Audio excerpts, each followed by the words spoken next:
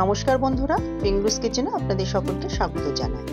আজকে কোন রেসিপি আমি বানাবো সেটা দেখে নেওয়া যাক। এখানে চাল নিয়েছি, 3-4 ঘন্টা ভিজিয়ে রেখেছি। এখানে 4টে আলু বয়েল করা নিয়েছি। আমি এখানে হাফ কাপ চাল নিয়েছি, মেজারমেন্ট কাপের হাফ কাপ চাল নিয়েছি। চালটা ভেজানোর পর আমি চালের জলটা ঝরিয়ে অল্প একটু জল দিয়ে আমি চালটা একদম ফাইন পেস্ট তৈরি করে রাখছি। তারপরে আলুগুলো ভেঙে ওই একই জারের মধ্যে আমি দিয়ে দিচ্ছি, দিয়ে এটাকেও পেস্ট তৈরি করে নিচ্ছি। একদম ফাইন পেস্ট তৈরি করতে হবে। ফাইন পেস্ট তৈরি করা হয়ে গেছে। আমি একবার চালের যে গোলাটা বানিয়েছি তার মধ্যে আমি আলুর পেস্ট করাটা দিয়ে দিচ্ছি, দিয়ে খুব ভালো করে 2-3 মিনিট ফাটাতে হবে। খুবই ভালোভাবে ফাটাতে হবে। এইভাবে ফাটাতে এইভাবে না ফাটালে কিন্তু খাবারটা ভালো হবে না। এখানে আমি জিরে দিয়ে দিলাম, ধনেপাতা কুচো দিয়ে দিলাম আর লঙ্কা কুচো দিয়ে দিলাম। লঙ্কাটা নিজেদের ওপর কতটা দেবে। এখানে লবণ দিয়ে দিলাম পরিমাণ মতো, দিয়ে আবারও আমি ভালোভাবে মিশিয়ে নিচ্ছি। এবার একটা কড়াইয়ে তেল দিয়ে ভালোভাবে গরম করে তারপরে মিডিয়াম ফ্লেমে আমি এই খাবার ইয়েগুলো ভেজে নেবো।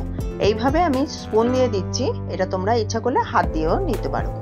এটা খেতে কিন্তু দুর্দান্ত লাগে, আর দেওয়ার সঙ্গে সঙ্গে কয়েক সেকেন্ডের মধ্যে এটা তেলের ওপর উঠে আসবে। সেই জন্য বলেছি এটা খুব ভালোভাবে ফাটাতে হবে। এবারে এক পাশ হয়ে গেলে আমি উল্টে দেব। এইভাবে প্রতিটাই আমি উল্টে দিচ্ছি। খুব সহজেই হয়ে যায়, খুব কম সময়ে হয়ে যায়, দারুণ টেস্টিও।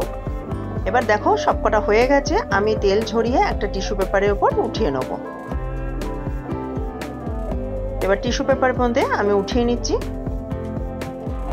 দিয়ে আবারও আমি দেখাচ্ছি কিভাবে আমি ছাড়বো।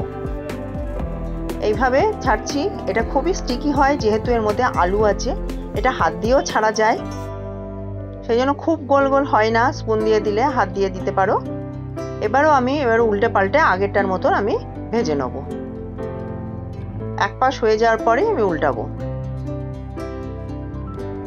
এটা ঝটপট হয়ে যায়, খুবই ঝটপট হয়ে যায়। চাল ভেজানো থাকলে আর আলু সেদ্ধ থাকলে এটা ঝটপট হয়ে যায়। দেখো এগুলো হয়ে গেছে, আমি উঠিয়ে নিচ্ছি। আমার চাল আলুর স্ন্যাক্স রেডি। এই রেসিপিটা তোমাদের যদি ভালো লেগে থাকে তাহলে অবশ্যই লাইক করো, শেয়ার করো, আর আমার চ্যানেলকে সাবস্ক্রাইব করতে একদমই ভুলো না।